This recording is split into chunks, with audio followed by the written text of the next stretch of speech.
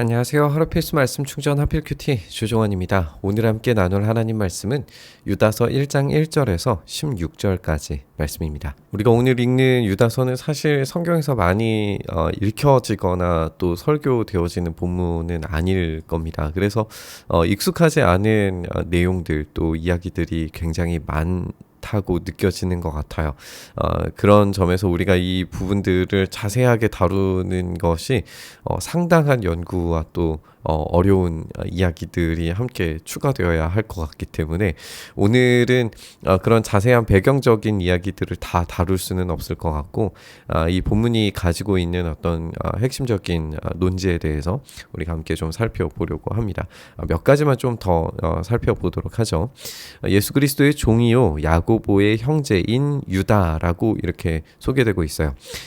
야고보라고 하는 인물은 성경에서 이제 두 인물을 중요하게 꼽을 텐데 첫 번째는 이 12제자 중에 하나이죠.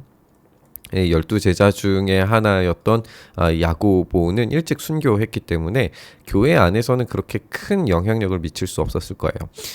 두 번째로 중요한 인물은 누구냐면 예수님의 형제 야고보입니다. 예수님의 형제 야고보는 이 역할에서 예루살렘에서 교회의 지도자 역할을 했기 때문에 교회에 굉장히 잘 알려져 있는 인물이었어요. 우리가 사도행전을 참고해 볼 때 사도행전에서 이 야고보, 예수님의 형제 야고보가 이 예루살렘 공의회를 주최를 했고 이 공의회에서 결정사항을 편지를 통하여서 다른 교회들의 전달하는 역할을 한 것으로 보아서 굉장히 권위 있는 사람이었다라고 하는 것을 알 수가 있어요. 이제 육신적으로는 예수님의 친형제이기 때문에 모습이나 생김새나 또 목소리나 뭐 톤이나 이런 것들이 굉장히 유사할 수 있었겠죠. 그런 측면에서 생각해 볼 때 야고보라고 하는 인물이 가지고 있는 상징성은 어마어마했을 겁니다. 그러니까 지금 여기에서 유다라고 했을 때에는 야고보의 형제라고 되어져 있기 때문에 예수님의 친형제 유다라고 충분히 볼 수 있습니다. 우리가 마태복음 13장 55절 말씀 보면요. 그의 어머니는 마리아라고 하는 분이 아닌가. 그의 아우들은 야고보와 요셉과 시몬과 유다가 아닌가라고 하면서 예수님의 동생들 이름이 등장하는데 거기에 이 야고보와 유다가 등장하게 됩니다.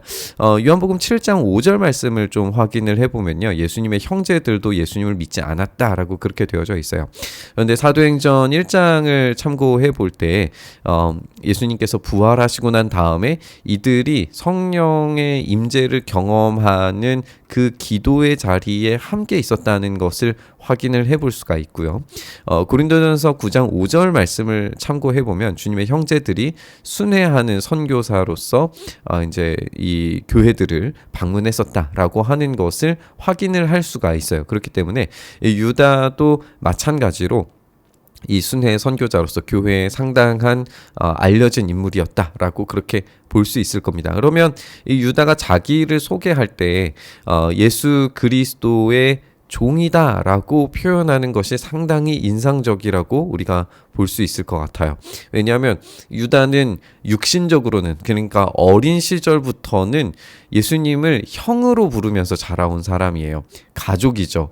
그리고 믿지 않았던 그런 순간들도 있었고 그것을 회심을 통하여서 이 성령님의 임재를 통하여서 그분이 진짜 메시아시고 우리에게 오신 하나님의 아들이시다라고 하는 것을 확인한 이후로부터는 자신을 예수 그리스도의 종이라고 그렇게 표현하고 있는 거죠. 이 유다가 이제 교회들의 편지를 하는데 부르심을 받은 자 곧 하나님 아버지 안에서 사랑을 얻고 예수 그리스도를 위하여 지키심을 받은 자들에게 편지한다라고 그렇게 이야기를 하고 있습니다. 두 가지인데 이 사랑을 얻고 지키심을 받은 자들이에요. 예수 그리스도를 위해서라고 하는 이 표현이 약간의 이 논쟁거리들이 될 수는 있겠지만 어쨌든 중요한 지점은 결국 하나님 안에서 이 사랑과 지키심을 받음으로 말미암아서 종말까지 마지막까지 하나님의 지켜주심을 경험하는 자들이다라고 하는 것을 우리가 생각을 해야 됩니다.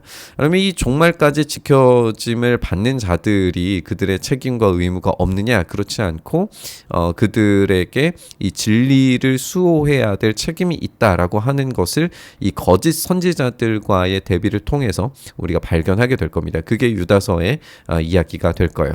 긍휼과 평강과 사랑이 너희에게 더욱 많을지어다, 이렇게 인사를 하고 있습니다. 사랑하는 자들아, 우리가 일반으로 받은 구원에 관하여 내가 너희에게 편지하려고 하는 생각이 간절하던 차에, 이렇게 간절하던 차에라고 하는 것은 원래 쓰려고 했던 편지가 있었던 걸로 보여지죠.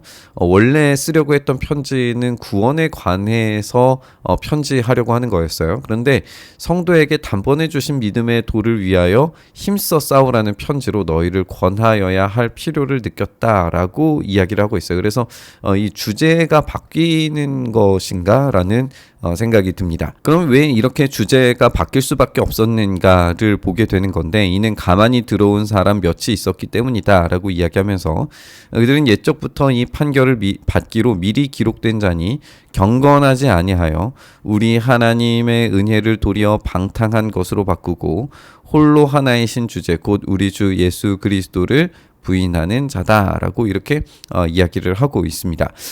가만히 들어온 이 사람들이 방탕한 것과 예수 그리스도를 부인하는 것, 이 두 가지를 통하여서 이 배신하는 자들이 들어왔다라고 하는 거예요. 공동체 안에, 교회에.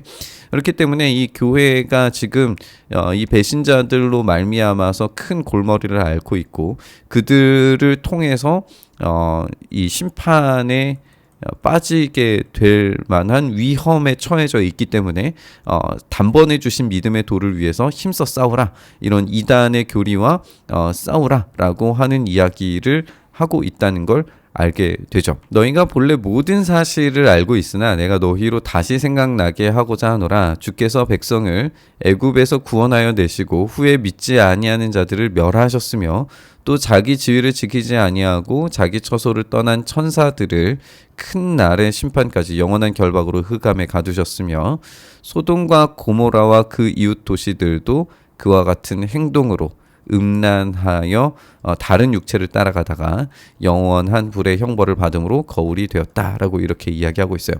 이제 세 가지의 사건을 이야기하죠. 애굽에서 구원하신 다음에 믿지 않는 자들을 멸하셨다라고 하는 것이고, 그리고 자기 처소를 떠난 천사들을 결박으로 흑암에 가두셨다, 심판하셨다는 것이고, 소돔과 고모라에서도 육체를 따라가다가 영원한 불의 형벌을 받아서 심판받았다는 이야기를 하고 있어요. 그러니까 이 5절에서 7절까지 보여주는 이야기의 공통적인 핵심은 뭐냐면 하나님을 배신했다라고 하는 거예요. 이 심판의 내용들을 우리가 생각을 해볼 때 이 심판이 얼마나 무시무시한가에 대해서, 각각의 사건들에 대해서도 물론이 우리가 이야기해 볼 수 있겠지만, 이것이 이 세 가지의 내용들이 많은 다른 유대의 문헌에 익숙한 사람들은 이 세 가지 또는 이제 여기에 덧붙여진 한두 가지가 더해지거나 빠지거나 하면서 그렇게 하나님을 배신하지 말아라 라고 하면 그 내용들을 아주 깊이 알고 있는 사람들이었다 라고 하는 점을 우리가 지적을 해볼 수 있어요. 그러면 지금 여기에서 이야기하고 있는 것은 이 심판의 대상, 하나님을 배신한 자들이 누구냐? 예수 그리스도를 주라고 생각하지 않은 자들이다 라고 우리가 4절과 함께 연결해서 생각을 해볼 수 있는 거죠.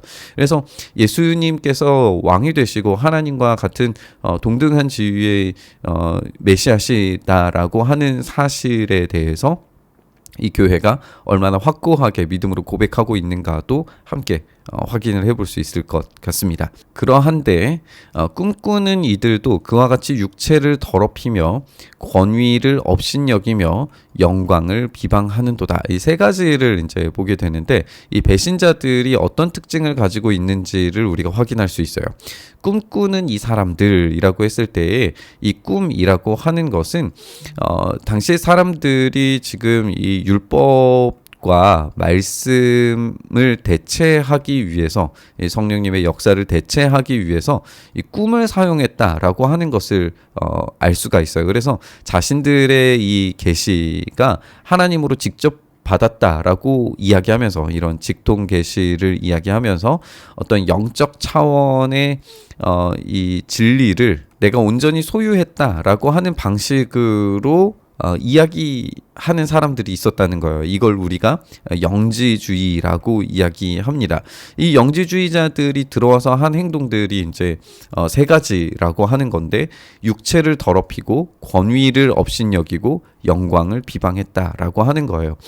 육체를 더럽히는 방식이 어떤 것이냐라고 했을 때 우리가 앞선 이제 소돔과 고모라를 이야기했기 때문에 그런 것이 어떤 이 동성애적인 이 타락을 이야기하는 것이다라고 그렇게 주장하는 사람들도 있는데, 우리가 거기에 어떤 핵심을 두면은 안 될 것 같아요. 물론 그 육체를 더럽히는 것이 그냥 단지 어떤 이 성적인 타락만을 이야기하는 것은 아닐 겁니다. 이후에도 등장하지만 지금 성찬에 등장하는 이 내용들, 애찬에서도 이제 같이 포함되어지는 내용들도 있거든요. 그러니까 자신들의 육체를 더럽혔다라고 하는 것이 단지 어떤 이 성적인 타락뿐만이 아니라 이 육신으로서 우리의 몸 자체를 거룩한 성전으로 삼으려고 하는 기독교적인 전통과 벗어나서 영지주의, 그러니까 영적인 지식이 우리를 구원하는 것이지 우리의 더러운 육체가 우리를 구원하는 것이 아니다라고 해서 영지주의는 두 가지 방식으로 이제 갈라지게 되거든요. 하나는 완전히 금욕주의적인 영지주의로 분화되기도 하고, 또 다른 한편에서는 육신은 그냥 썩어져서 없어져 버릴 것이기 때문에 극단적인 쾌락주의로 빠지게 되는 경우도 있어요. 이 쾌락을 아주 이제 극단적으로 누림으로 말미암아서 영적인 지식을 느끼게 되는 거죠. 이런 이 카타르시스를 느낌으로써 이제 타락에 이르러서 어떤 영적 신적 이 지식을 얻는 방식의 이 로마 이교가 있죠. 그게 바로 디오니소스 종교입니다. 그런 방식의 이제 영지주의자들이 굉장히 만연해 있었다는 것이고, 교회 안에도 흘러 들어왔다라고 하는 거예요. 이 권위를 업신여기고 영광을 비방하는 것도 이제 마찬가지의 이제 문제들이 이 앞서서 있었던 내용들과 함께 연결해 볼 수 있을 것 같아요. 천사장 미가엘이 모세의 시체에 관하여 마귀와 다투어 변론할 때에 감히 비방하는 판결을 내리지 못하고 다만 말하되 주께서 너를 꾸짖으시기를 원하노라 하거늘, 이거는 이제 우리가 잘 알지 못하는 내용이죠. 사실 어디에서도 발견할 수 없는 내용입니다. 뭐 모세의 유언이나 뭐 이런 책들이 있었을 거라고 추측은 되지만 그게 확인하기는 어려운 책들, 문헌들이에요. 이제 2차 자료, 3차 자료를 통해서 확인할 수 있는 내용들인데, 어쨌든 여기에서 중심되는 내용은 뭐냐면, 이 천사장 미가엘이라고 할지라도 이 마귀와 다투어서 변론을 할 때에 물론 이제 직접 싸워서 이길 수도 있음에도 불구하고 주님께서 너를 꾸짖으시기를 원하노라 라고 이야기한다면 자신이 싸우는 것보다 더 강력한 심판과 파괴가 일어나는 것은 하나님의 심판이다 라고 하는 것을 알 수 있죠. 이게 핵심이에요. 다른 어떤 이 부수적인 차원의 것들을 우리가 다 제거하고 보면은 결국에 하나님의 심판이 그렇게 강력하게 임할 것이다 라고 하는 주제의식을 지금 오늘 본문 전체가 가지고 있다는 걸 우리가 볼 수가 있어요. 이 사람들은 무엇이든지 그 알지 못하는 것을 비방하는도다. 또 그들은 이성 없는 짐승같이 본능으로 아는 그것으로 멸망하느니라. 지금 이 사람들이 자신들이 영적인 진리를 소유하고 있다라고 말하면서도 실제로는 짐승같이 본능으로 아는 것일 뿐이다 라고 하는 걸 말하고 있어요. 그러니까 참된 지식은 예수 그리스도께서 우리의 구원자이시고 예수 그리스도를 통한 이 구원만이 우리의 참된 지식이고, 이것이 우리를 영원한 생명으로 나아가게 만드는 유일한 지식인데, 그것이 아니고 다른 어떤 지식을 이야기한다고 하면 그것이 뭐 영적인 진리를 자신들의 꿈을 통하여서 발견하건, 아니면 어떤 이 영적인 세계에서 벌어지는 일을 가지고 설명을 하건, 그것과 전혀 상관없이 그것들은 그냥 이 짐승처럼 본능적으로 아는 아주 하급한 지식일 뿐이다라고 하는 역설을 보여주고 있습니다. 화 있을진저 이 사람들이여 가인의 길에 행하였으며 삭슬 위하여 발람의 어그러진 길로 몰려갔으며 고라의 길을 패역을 따라 멸망을 받았도다. 그들은 기탄 없이 너희와 함께 먹으니 너희의 애찬의 암초요 자기 몸만 기르는 목자요 바람에 불려가는 물 없는 구름이고 죽고 또 죽어 뿌리까지 뽑힌 열매 없는 가을나무요 자기의 수치의 거품을 뿜는 바다의 거친 물결이요 영원히 예비된 캄캄한 흑암으로 돌아갈 유리하는 별들이다 라고 이렇게 이야기하고 있습니다. 여기서도 내용은 이제 동일하다고 볼 수 있을 거예요. 가인의 길에 행한 사람, 우리가 앞서서 이제 이 이스라엘의 배신의 역사도 언급했고, 또 소돔과 고모라도 언급했고, 천사의 반역도 언급했는데, 그것이 이제 다 같이 연결되어져 있는 거라고 보면 될 것 같아요. 가인의 길에 행했고 싹스를 위하여서 발람의 어그러진 길로 몰려갔으며, 여기에서도 이제 어떤 이 성적 문제를 언급하는 걸로 보여져요. 모든 영지주의자들이 다 이런 성적 문제를 가졌던 것은 아니지만 그런 문제들이 교회 안에서 벌어지고 있었다라고 하는 것도 완전히 배제할 수는 없는 문제이긴 합니다. 그게 전부는 아니겠지만 부분적으로는 그게 분명히 보여지는 것 같아요. 고라의 패역을 따라 멸망을 받았도다. 이 권위를 없애고 영광을 무시하는 이런 방식의 반역들이 아까도 설명했던 내용들이 다 그대로 연결되어져 있는 걸 우리가 확인할 수 있죠. 그들은 기탄 없이 너희와 함께 먹으니, 이 애찬을 지금 문제가 생겨나고 있다는 건데, 애찬은 그 당시에는 분명히 성찬과 함께 연결되어져 있으리라고 생각이 됩니다. 그래서 이 그리스도의 몸과 피를 함께 나누는 이 성찬에 들어가야 했는데, 그것에 오히려 암초고 자기 몸만 배불리려고 하는 자들로 지금 채워져 있다라고 이야기하고 있습니다. 바람은 이들은 결국에는 아무것도 아닌 거품과 같은 허무한 것들이다. 그리고 그 받을 심판이 끔찍하다라고 하는 것을 예시로 물 없는 구름, 또 열매 없는 가을나무, 거품을 뿜는 바다의 거친 물결, 유리하는 별들, 이렇게 소개하고 있습니다. 각각 하나하나의 담겨진 의미들을 우리가 찾아갈 수 있겠지만 결국에는 그것이 아무것도 아니고 사라지게 되고 불타게 될 뿐이다.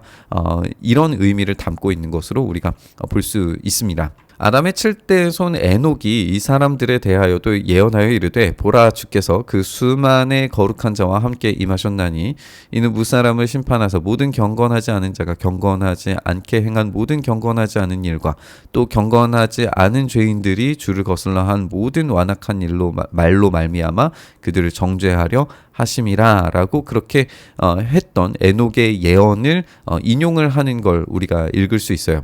우리가 에녹 1서에 등장하는 말인데요.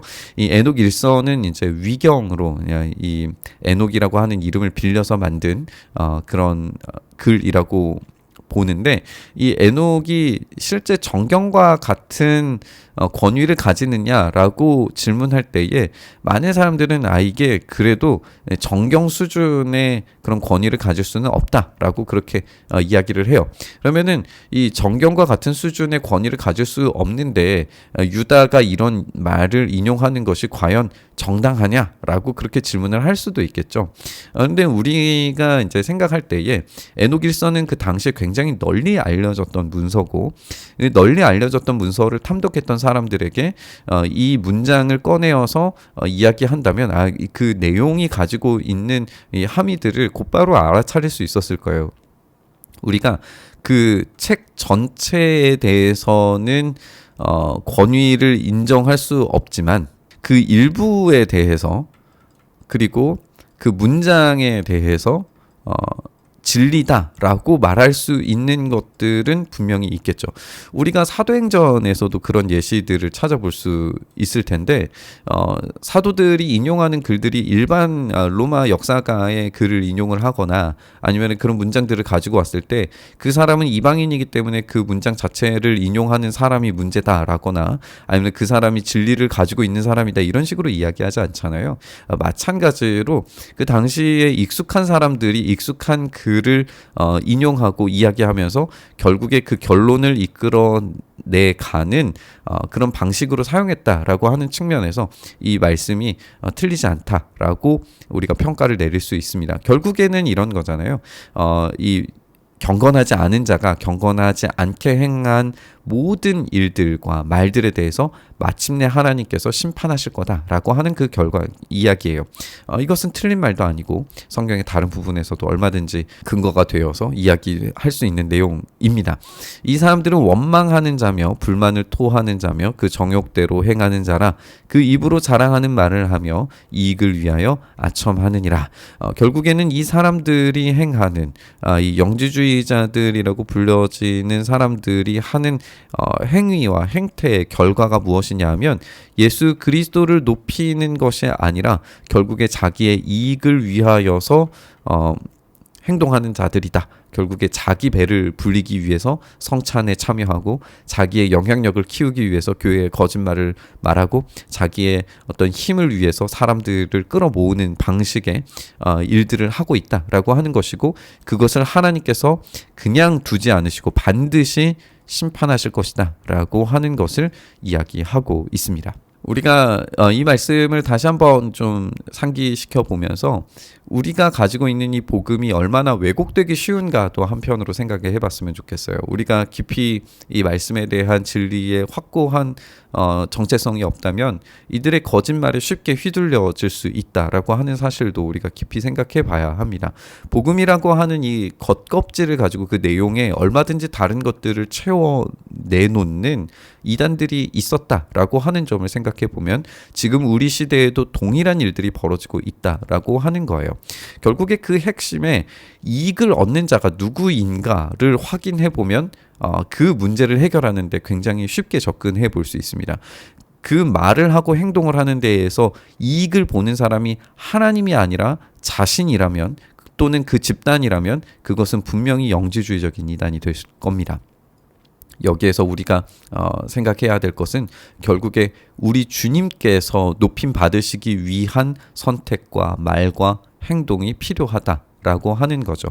오늘 우리의 삶에 그렇게 주님만이 높여지시기를 간절히 바라고 소망합니다. 오늘의 이 본문은 하나의 예방주사 같은 겁니다.